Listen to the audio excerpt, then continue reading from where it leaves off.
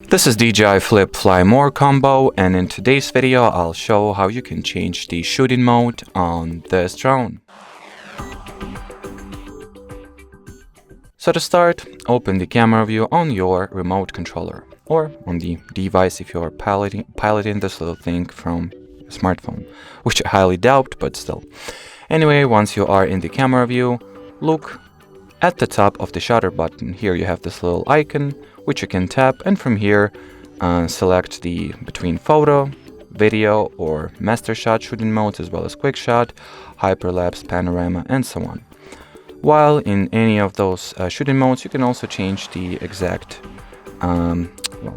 parameters or the sub mode that you have. For example, in the photo mode you can switch between single, AEB, burst photo, and timed shots. While in the video mode you can switch between normal video and slow motion. And well, as far as this video goes, that'll be it. So thanks for watching, and bye bye.